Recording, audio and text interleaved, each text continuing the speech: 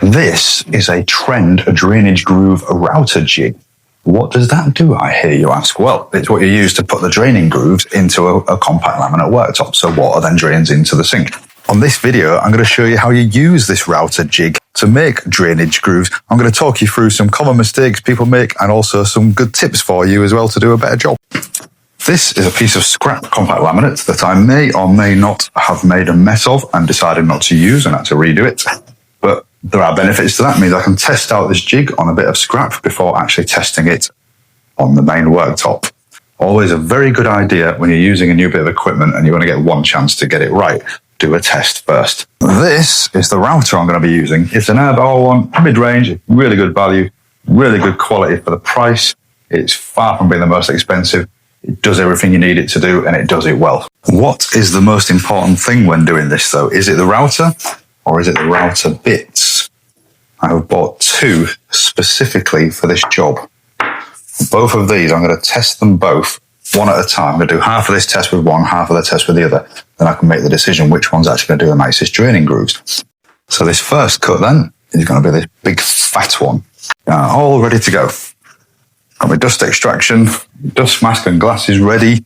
I'm only going to do two goes. I'm going to do one line here with the fat one that we've got in now and another line here with the thinner one. I'm only doing two because I want to preserve the blades. This compact laminate does eat through router blades really quickly, so I don't want them to wear out before I actually get to the point where I actually need them properly.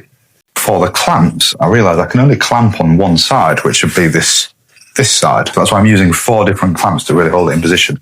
And this is why we put it to the test, because that might not be enough. We'll see by the end of this test.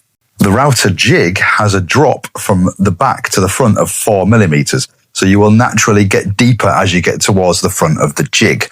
So for this test, I'm starting off with the router blade just touching the worktop at the back. So for that first pass, by the time it gets to the front, it should be 4 millimeters deep.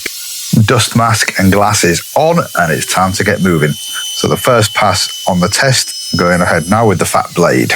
Then we do the second pass. We go a bit deeper on the second pass. And there we have it. Now let's give Mr. Skinny a little go, shall we? We've already tried Mr. Fatty. I do suspect the first router bit is going to do the nicer looking drainage groove, but we'll have a look. We'll have a look at them both and make a decision. Mistake I made here is I've gone too deep on the second pass. Highly recommend if you're doing your own, just do one little bit at a time with each pass. You can always do more than 2 passes if you need. Well, here we are then. The 2 different router grooves. Both look about as good as each other at this point, but then when you start getting to this end, look how nice the one on the right is compared to the one on the left. That was a mistake. I have now learned that lesson, which is why we do these tests. That was where I pushed the router down and then locked it. But as you lock it, it comes up just a little fraction of a millimeter.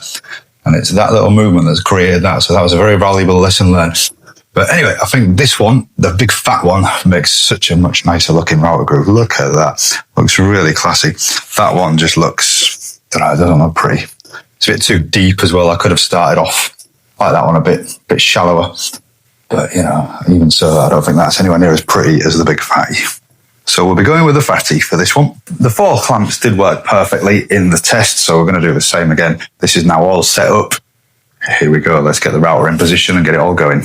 So again, we're starting off just lightly touching the compact laminate worktop. So by the time we get to the upper end, it's 4 mil, and then we can do a second pass or even a third pass if we feel we need to make it a bit deeper as well. One thing that all decent routers have got that makes a huge difference is this wheel you're looking at now. That's a depth adjustment wheel. It adjusts the depth of your router bit by just a tiny little bit at a time. So you can really get an accurate depth from one router draining groove to the next draining groove to keep them consistent, which makes a huge difference to the final finish. It's really difficult without that minor adjustment.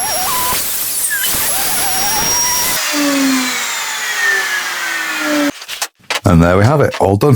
Let's have a little peek. At some point during the process, the router bit developed just a little chip you can see there in the blade, and that really affected how the actual drainage grooves look, which I'll show you in a sec. You can really see inside the router grooves where the chip was on the router bit, that line going across the side all the way along. It is not the end of the world, however. as there is a great invention known as sandpaper.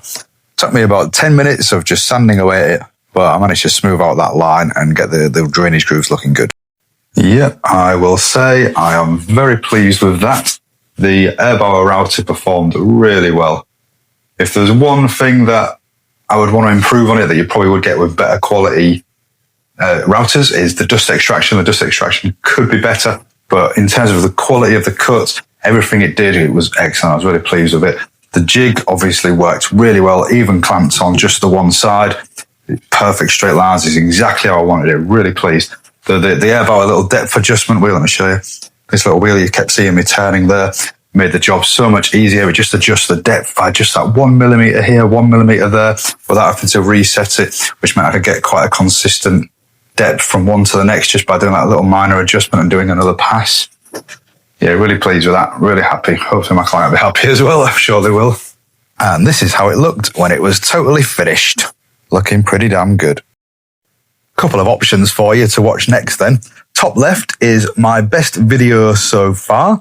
In the middle, cheeky little subscribe button. And on the right is my latest video,